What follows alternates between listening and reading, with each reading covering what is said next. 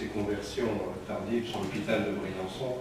Et ça fait un moment que l'hôpital de Briançon est menacé et que, et au conseil de surveillance et dans le public, là, nous avons dénoncé un certain nombre d'attaques.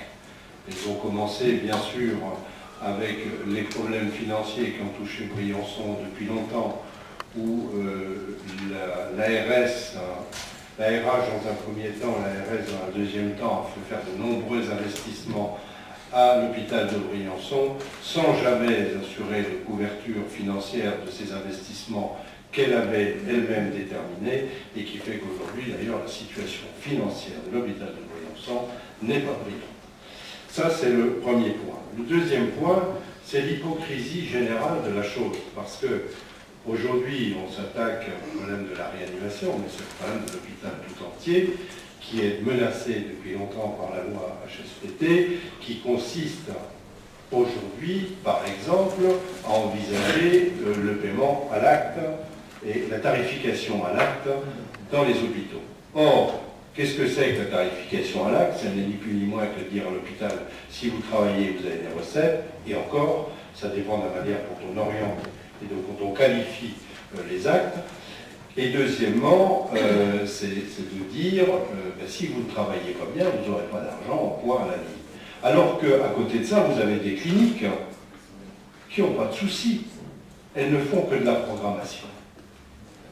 À partir de ce moment-là, les problèmes d'urgence ne se posent pas, le problème de la permanence du personnel ne se pose pas, puisque tout est programmé. On peut même aller d'une clinique à l'autre s'il le faut, puisque il n'y a pas d'urgence, il n'y a pas d'accident, tout arrive comme il faut. Donc le problème au départ, c'est la conception que l'on a de l'hôpital et cette gestion comptable qu'on a de l'hôpital. Ça, c'est le premier point. Le service public, effectivement, c'est la notion de service public. Mais cette notion de service public, malheureusement, et on en a parlé tout à l'heure pour la SNCF, et on en reparlera encore pour tout un tas d'autres services, le service public est en train de foutre le camp. Il n'existe plus. D'ailleurs, on l'a déguisé, on a gardé les mêmes mots, mais on a mis « au » entre les deux. C'est service au public. Ce qui fait que tout le monde se retrouve avec les mêmes mots, mais plus avec la même signification du tout, et surtout plus avec les mêmes engagements. Pour revenir à l'hôpital de Briançon, moi je constate quand même un certain nombre d'hypocrisies. J'entends la conférence sanitaire territoriale qui se réunit sans jamais inviter le président du conseil de surveillance et le directeur qu'elle a seulement consulté cette fois-ci. Ça veut dire que sur un territoire comme les Hautes-Alpes, le maire de Briançon, président du conseil de surveillance, n'est jamais invité à la conférence sanitaire territoriale. Excusez du peu. Excusez du peu. Identique et même chose pour le directeur qui n'a été invité cette fois-ci que pour donner son avis sur un point particulier. Pas systématiquement, il n'est que suppléant. Donc aujourd'hui, la conférence sanitaire s'émeut d'un certain nombre de choses, et elle s'en émeut, mais pas avec tous les outils, parce que si elle avait invité le président du conseil de surveillance, celui-ci leur aurait dit qu'au mois d'octobre, au dernier conseil de surveillance, un document de l'ARS qui qualifiait des points forts de l'hôpital de Briançon et qui était quasiment dithyrambique, était complètement contradictoire avec ce ballon d'essai qui avait été jeté de dire et si on modifiait la réanimation à Briançon? Parce que on est dans l'hypocrisie totale. D'un côté, on loue le travail de l'hôpital.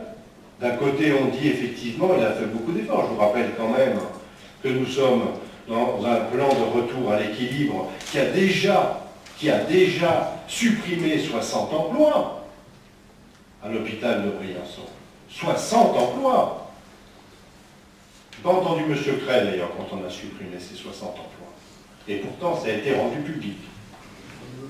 Non, mais son objectif, c'est pas celui-là. On a bien compris, le personnel de l'hôpital l'entendra bien. Oui, non, tu n'en fais pas de polémique. Tu n'as pas arrêté toute la matinée d'en faire, et particulièrement sur ce sujet. Alors, s'il te plaît, pas de leçon. Non, on se calme pas. Oui, je suis tout rouge, mais je suis habillé en rouge pour déguiser mon rouge. Puis à l'intérieur, c'est pareil. Et c'est bientôt le Père Noël. Voilà. Donc, oui, c'est ça, les polémiques. C'est pas des polémiques. Malheureusement pour Briançon, c'est pas une polémique.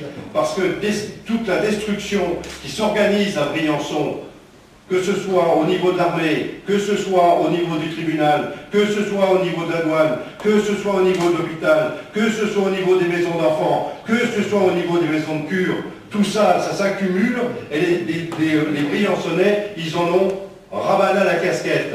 Hein?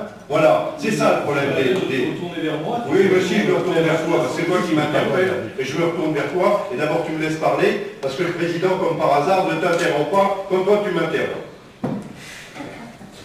Voilà. Ça fait du bien. C'est terminé. Pas du tout. Ce que je voulais simplement dire dans cette affaire, mais je retrouve mon calme, n'ayez pas peur. Mon calme, en plus j'aime bien me sentir dans une petite pression. Je m'épanouis. Je m'épanouis. Donc, l'adrénaline connaît mieux. Oui, c'est très bien. Ça fait de la vasodilatation, ça fait circuler le sang, c'est parfait. Bien. Je voulais dire simplement qu'on est dans l'hypocrisie et que cette hypocrisie, aujourd'hui, elle est couverte par nous tous. J'ai participé, il n'y a pas très longtemps, à une réunion sur le médico-social à Marseille, où un de vos collaborateurs, Monsieur le Président, était là. Mais l'hypocrisie globale, parce qu'on parle du service de réanimation, mais on a parlé des services de soins de suite et de réadaptation, et on a parlé de médico-social. Partout, on serre la vis. Partout, on n'a aucune garantie. Les schémas qui sont en cours de préparation sont tous des schémas à la baisse. Donc, la gestion comptable de la santé, elle est partie. Alors aujourd'hui, on s'attaque et on découvre qu'on est en train de supprimer des lits à l'Église, qu'on va supprimer des lits à la Ragne, qu'on n'a plus les mêmes possibilités d'avoir des foyers d'accueil médicalisés ou autres. Et puis qu'éventuellement, parce que on parle de la réanimation, mais ceux qui assistent au conseil de surveillance de temps en temps ont entendu aussi qu'on s'attaque à la stérilisation. On dit ça serait bien de mutualiser au niveau départemental. Il va falloir faire des investissements. Donc si on mettait toute la sté, par exemple, alors comme ça, quand on réagit, on dit, ben oui, c'est vrai, tiens, si on mutualisait. Sauf que le jour où vous avez 4 opérations ou 5 opérations à faire et que vous n'avez que 3 boîtes, ben vous dites on ne peut pas faire les 2 autres, c'est pas de vol, c'est justement des urgences. Ben, qu'est-ce qu'on fait? On prend l'hélico, et puis si on ne peut pas prendre l'hélico, on prend la voiture, ou l'ambulance, puis si on ne peut pas, ben, il attend, le malade. Et puis éventuellement, il y passe, le malade. Voilà, donc il y a la stérilisation, on parle de la même chose pour le laboratoire, on parle de la même chose pour la pharmacie. Tout ça avec des bonnes idées, mutualisons et économisons. Et sur un territoire comme le nôtre, on est bien dans l'aménagement du territoire, qu'on soit à Briançon, qu'on soit à Orsières, qu'on soit à Villard-d'Arène ou au fond du Queyras ou ailleurs, on est dans un aménagement de territoire dont on a besoin qu'il soit effectivement structuré pour rassurer tout le monde. Nous avons les mêmes droits à la santé que tout le monde, que tous les gens de ce pays. Voilà, donc effectivement, la réanimation, c'est un sujet qui aujourd'hui polarise, mais derrière, il y a tout ce que je viens de dire, et si on ne résout pas ce problème, comme l'a dit d'ailleurs le docteur Blanc, et bien si on ne résout pas l'ensemble des problèmes, c'est-à-dire si on ne modifie pas la politique et la conception de la politique que l'on a au niveau de la santé, et bien effectivement, demain, on aura des problématiques pour que les gens s'aventurent dans nos territoires, parce qu'on deviendra un petit peu un désert au niveau des risques, enfin de la couverture des risques de santé.